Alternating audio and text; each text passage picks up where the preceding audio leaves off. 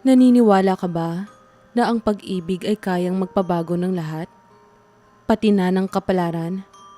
Paano kung isang araw, makilala mo ang isang tao na tila kakaiba? Hindi lang dahil sa kanyang ugali, kundi dahil hindi pala siya tunay na tao. Paano kung siya pala ay mula sa langit, literal na bumaba dito sa lupa at natutong magmahal tulad ng mga tao? Pipiliin mo bang makasama siya kahit alam mo na may hangganan ang lahat? Sa tahimik na bayan ng San Rafael, kung saan ang mga alingawngaw ng kalikasan ang tanging musika, nakaupo sa isang ulap si Lia, isang anghel na tagapaghatid ng mga kaluluwa. Sa loob ng daan-daang taon, naging saksi siya sa paglalakbay ng mga tao mula sa lupa patungong langit. Wala siyang emosyon, walang pag-aalinlangan. Tanging ang kanyang tungkulin ang kanyang iniintindi.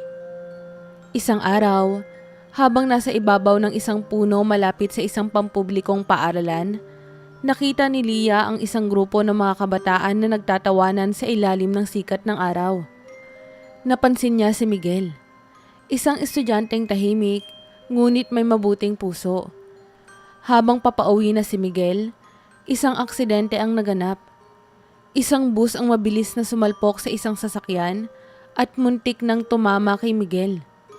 Sa kabila ng utos na huwag makialam, bigla siyang tumalon mula sa ulap upang iligtas ang binata. Ang pagligtas kay Miguel ay nagbunga ng hindi inaasahan.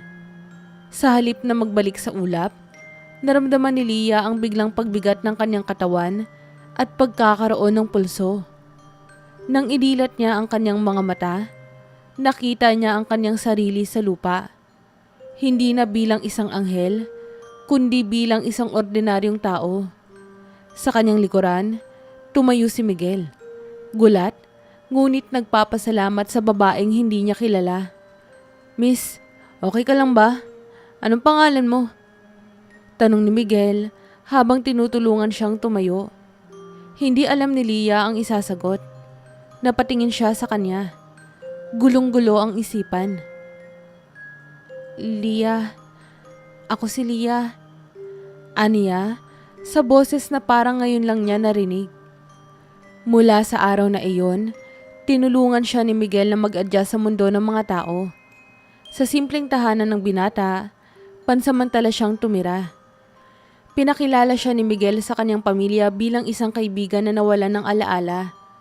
Sa eskwelahan, pinasok siya ni Miguel upang matutunan ang buhay ng mga kabataan. Ngunit sa kabila ng bagong karanasan, nararamdaman ni Lia ang takot. Paano kung hindi siya makabalik sa langit? Samantala, habang palaging magkasama sina Lia at Miguel, unti-unti niyang nakilala ang init ng pakikipagkapwa-tao. Hindi niya maintindihan ang saya na nararamdaman niya tuwing umingiti si Miguel. Ngunit hindi niya rin maalis ang kirot sa puso tuwing naiisip niyang baka dumating ang araw na kailangan niyang iwan ang mundong to.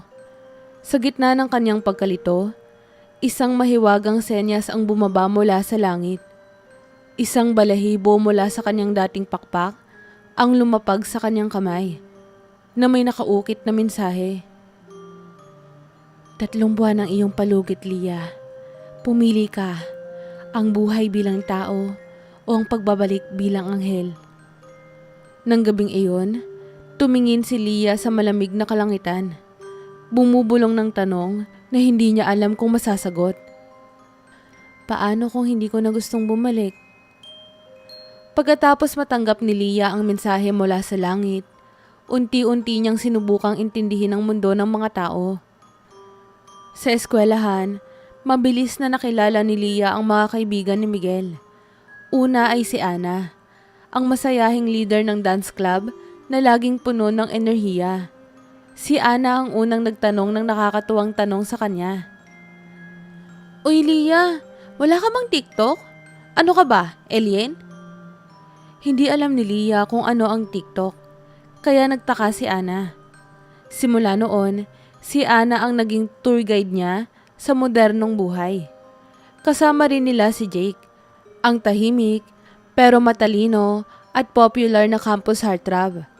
Sa unang tingin, tila hindi interesado si Jake sa kanila. Ngunit nagulat si Leah nang minsang ituro nito sa kanya kung paano gumamit ng calculator sa math class. Ganito lang, simple lang naman, pero kailangan ng pasensya. Sabi ni Jake, sabay ngiti. Iyon ang unang pagkakataon na nakita ni Leah ang masayahing panig ni Jake. Habang nagiging mas masaya ang mga araw niya sa eskwelahan, may kakaibang nararamdaman si Leah tuwing kasama si Miguel. Napansin niyang laging masaya ang binata kapag magkasama sila. At nararamdaman niyang pati siya ay nagiging masaya rin. Hindi niya maintindihan ang init na nararamdaman niya sa kanyang dibdib. Isang araw, tinanong niya si Ana tungkol dito. Ana, ano ang ibig sabihin ng parang mainit ang pakiramdam ng puso mo kapag may kasama ka? Napatawa si Ana at sinagot siya. Oh my gosh, Leah! Crush mo na ba si Miguel? Natigilan si Leah. Hindi niya alam ang ibig sabihin ng crush. Samantala, unti-unting lumalalim ang ugnayan ni Miguel at Leah. Isang gabi, habang naglalakad sila pa uwi, natanong ni Miguel si Leah. Leah, bakit parang napakabait mo sa lahat? Pero minsan, parang hindi mo alam ang mga simpleng bagay. Tulad ng paano kumain ng ice cream. Hindi ka ba lumaki dito? Hindi agad nakasagot si Leah. Nakatingin siya sa mga bituin sa langit. Tila nag-iisip kung dapat ba niyang sabihin ang totoo. Ngunit sa huli, ngumiti lang siya at sinabing, siguro, hindi ako tulad ng iniisip mong tao. Ngumiti si Miguel. Kahit ano ka pa, Leah, masaya ako na nandito ka. Ngunit sa gitna ng masasayang araw, may paparating na unos. Hindi lahat ng tao sa eskwelahan ay natutuwa sa presensya ni Leah. Si Eunice, ang student council president at lihim na may gusto kay Miguel, nagsimulang maghinala. Napansin niya ang pagiging close ni na Miguel at Leah. Kaya, sinumulan niyang magmanman kay Leah. Isang araw, sa lunch break, aksidenteng nahulog ang isang tray ng pagkain sa kantin. Tumilapon ito papunta kay Leah. Ngunit sa isang iglap, napansin ni Eunice na tila umiwas si Leah ng mas mabilis kesa sa normal na tao. Hindi ito pinansin ng iba, pero naintriga si Eunice. Mukhang hindi siya normal. Bulong ni Eunice sa sarili. Sa kabilang banda, si Leah ay unti-unting nawawala sa sariling mundo. Sa kabila ng saya ng pagiging tao, napansin niyang nawawalan siya ng koneksyon sa langit. Dati, naririnig niya ang mga awit ng mga anghel at nararamdaman ang mga mensahe mula sa kanyang dating mundo. Ngayon, tila unti-unting nababalot ng katahimikan ng kanyang paligid. Sa huling bahagi ng buwang iyon, habang naglalakad pa uwi mula sa eskwelahan, sinabi niya kay Miguel, Miguel, natatakot akong mawala.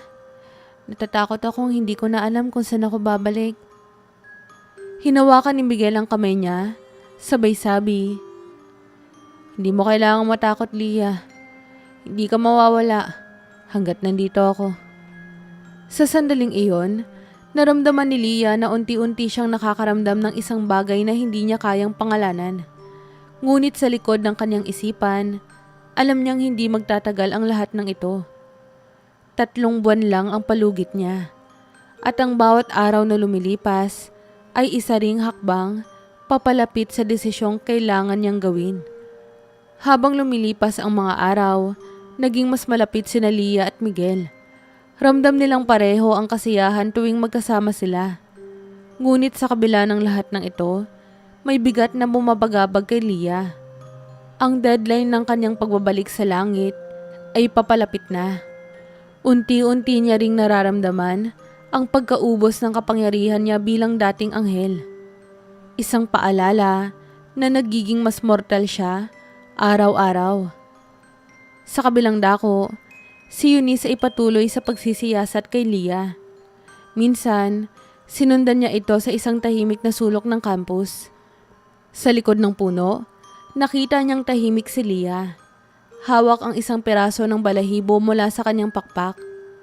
Tila nagdarasal si Leah at narinig ni Eunice ang mga salitang, "Langit, kung naririnig mo po ako, bigyan mo naman po ako ng sagot. Ano ba ang dapat kong gawin?" Nagulat si Eunice. Hindi niya alam ang buong konteksto, ngunit malinaw sa kanya na may kakaiba kay Leah. Napangiti siya. Iniisip kung paano magagamit ang impormasyong ito para mapalapit kay Miguel. Nakarating ang araw ng taunang San Rafael High School Festival. Isang malaking selebrasyon kung saan may mga pagtatanghal, laro at kainan. Nais ni Ana na sumali sina Leah at Miguel sa dance competition. Ngunit tumanggi si Leah dahil wala siyang ideya kung paano sumayaw. "Ano ka ba? Anghel ka ba o robot?" Biro ni Ana. Napangiti si Leah. Pero sa loob niya, ramdam niya ang sakit ng pagkakaroon ng isang lihim na hindi niya maibahagi. Sa kalagitnaan ng festival, pinlano ni Eunice ang kanyang susunod na hakbang. Sa harap ng maraming tao, habang nasa gitna ng isang laro, aksidente o sinadya niyang itulak si Leah mula sa mataas na entablado. Napanganga ang lahat sa takot.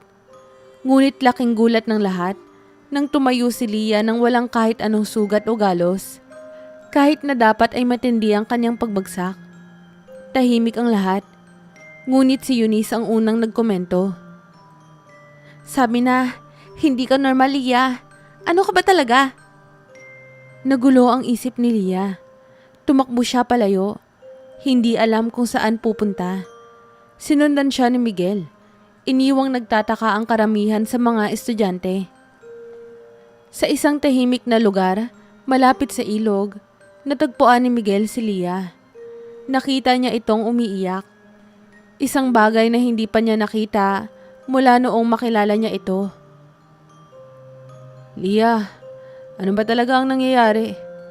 Sino ka ba talaga?" Tanong ni Miguel, puno ng pag-aalala.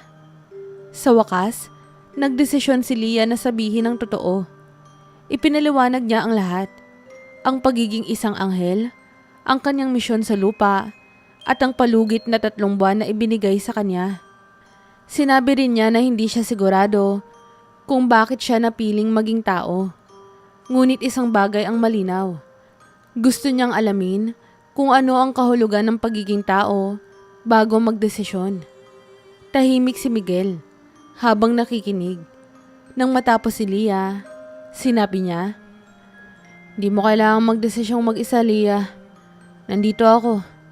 At kahit ano ka pa, hindi magbabago ang tingin ko sa'yo." Napaluha si Leah. Sa kauna-unahang pagkakataon, naramdaman niyang hindi siya nag-iisa. Sa kabilang banda, hindi tumigil si Eunice sa paghahanap ng paraan upang mailantad si Leah. Nakipagtulungan siya kay Jake, na tila may alinlangan din sa tunay na pagkatao ni Leah.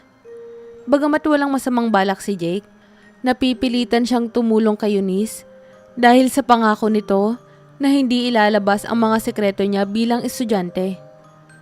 Habang sinusubukan ni Leah na unawain ang kanyang damdamin kay Miguel, napansin niyang mas lalong lumalapit ang puso niya sa mundo ng mga tao. Ngunit alam niya na may kapalit ito.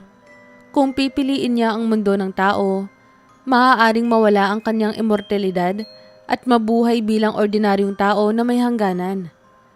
Sa huling bahagi ng buwan na iyon, sa harap ng madilim na langit, muli siyang nagdasal.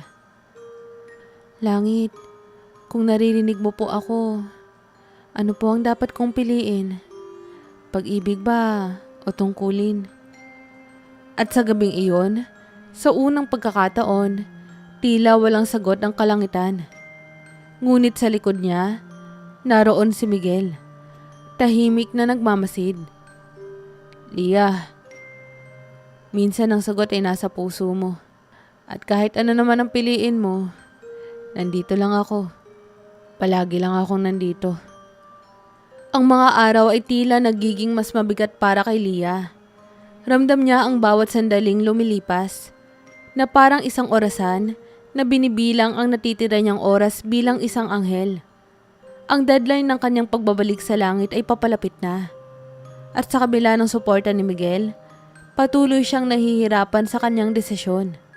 Sa kanyang puso, mahalaga sa kanya ang mundo ng tao, lalo na si Miguel. Ngunit alam niya rin na ang pagbabalik sa langit ang kanyang orihinal na misyon.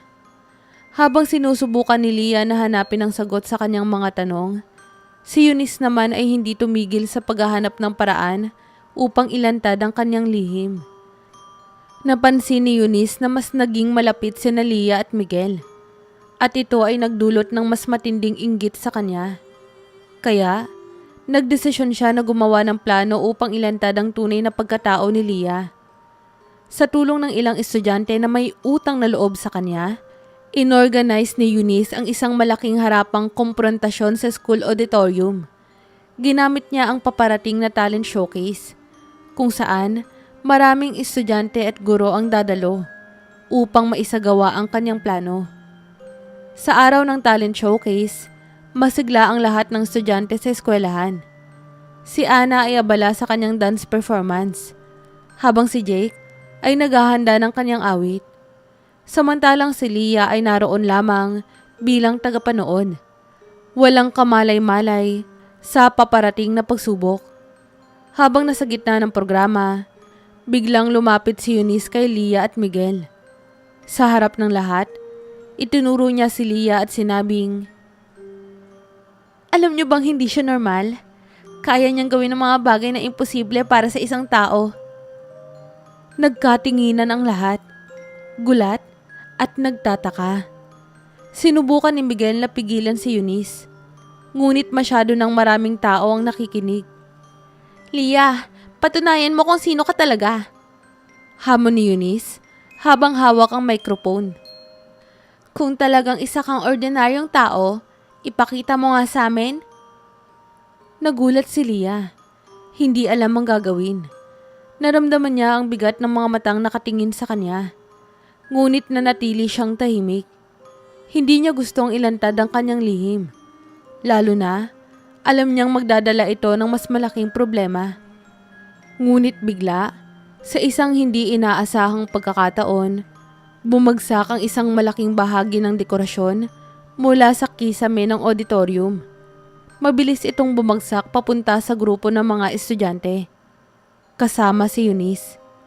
Nang makita ito ni Leah, hindi siya nagdalawang isip. Tumakbo siya at ginamit ang natitirang lakas ng kanyang pagiging anghel upang harangan ang pagbagsak ng dekorasyon.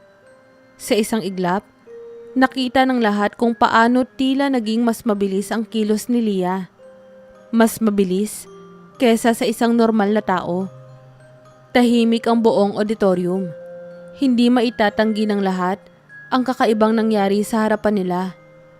Tumayo si Eunice, nanginginig, ngunit halatang hindi siya makapagsalita. Pagkatapos ng insidente, mabilis na umalis si Leah mula sa auditorium. Sinundan siya ni Miguel, na puno ng pag-aalala. Natagpuan niya si Leah Sardin sa likod ng paaralan. Umiiyak at nagtatago sa kanyang mga kamay. "Leah, okay ka lang ba?" tanong ni Miguel habang dahan-dahang lumalapit. "Hindi na, Miguel.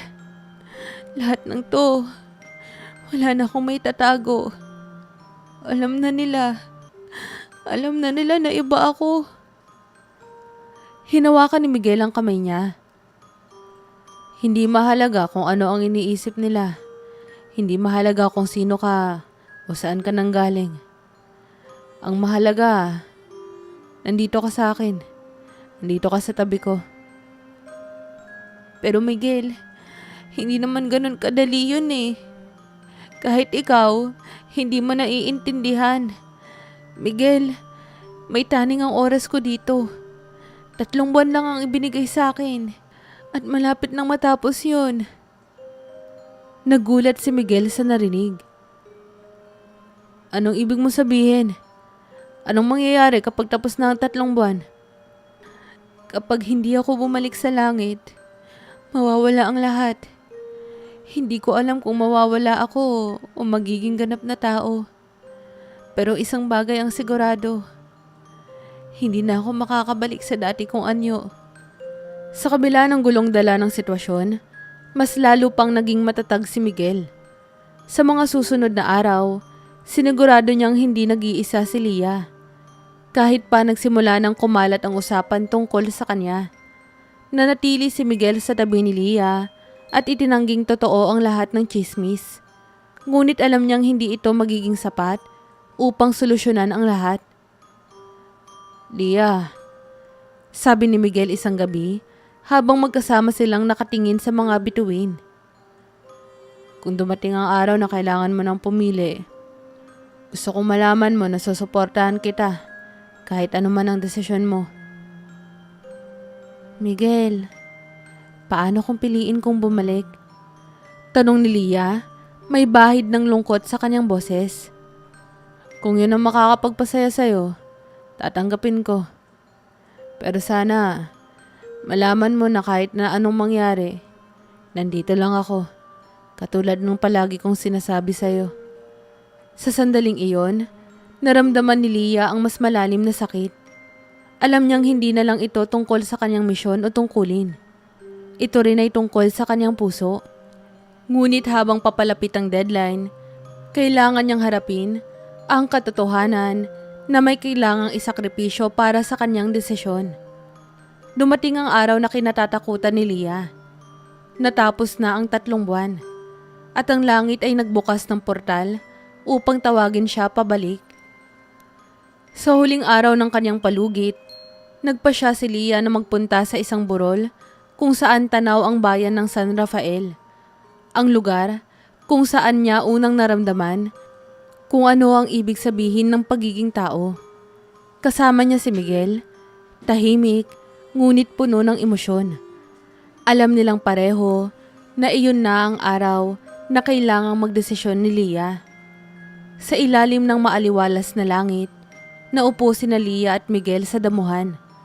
Malayo ang tingin ni Leah sa kumikislap na portal sa kalangitan.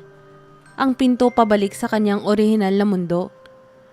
Leah, basag ni Miguel sa katahimikan.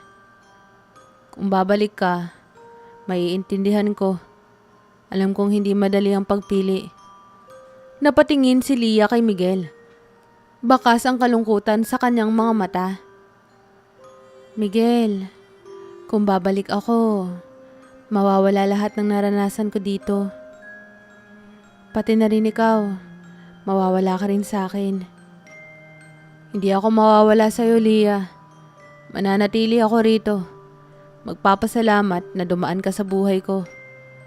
Sagot ni Miguel, pero hindi niya naitago ang panginginig ng kanyang boses.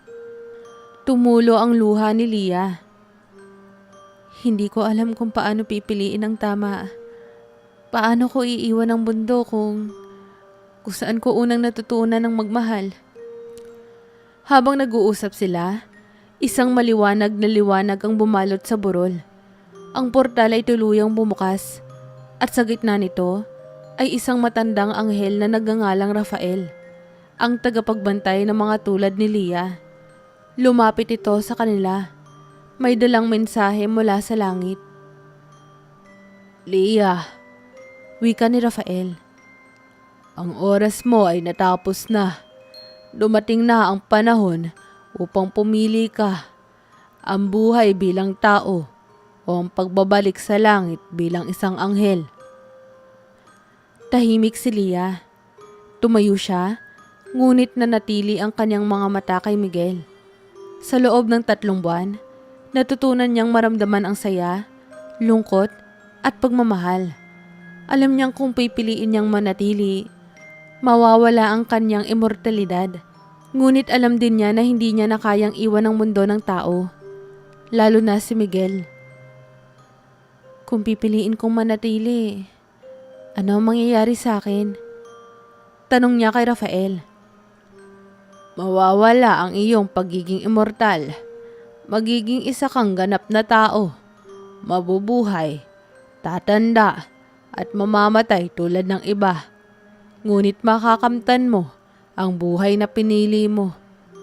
Matagal na nag-isip si Lia. Tumingin siya kay Miguel, na tila nagdarasal sa kanyang isipan na manatili siya. Tumingin din siya kay Rafael, na tahimik lamang at naghihintay ng kanyang sagot. Sa wakas, huminga ng malalim si Lia at nagsalita. Pipiliin kong manatili. Sabi niya, may kumpiyansa sa kanyang boses. Natagpuan ko ang halaga ng buhay sa mundo ng mga tao. Gusto kong maranasan ang lahat ng to, kahit na may hangganan pa. Isang banayad ng ngiti ang lumabas sa labi ni Rafael. Ang desisyong ito ay isa sa pinakamahirap na kailanman mong gagawin, Lia. Ngunit ang iyong puso ay nagpasya na. Sa isang iglap, naramdaman ni Lia ang isang kakaibang init na bumalot sa kanyang katawan.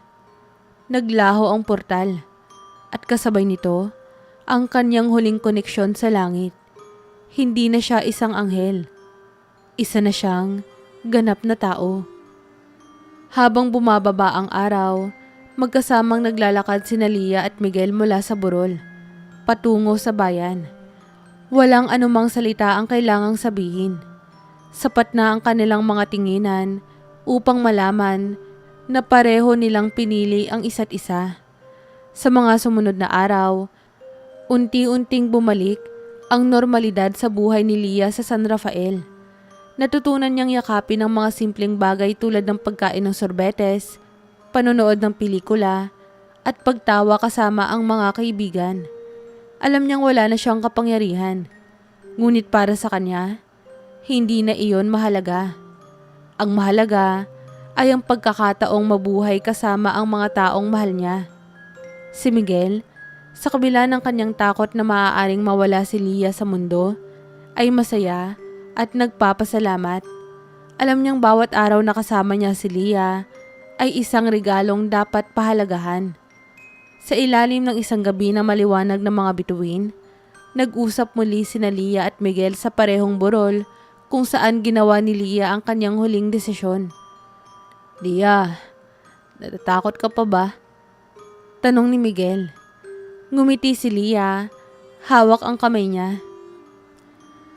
Oo, pero sa pagkakataong to, hindi ako mag-isa. Kaya kahit ano pa ang mangyari, alam kong magiging masaya ako.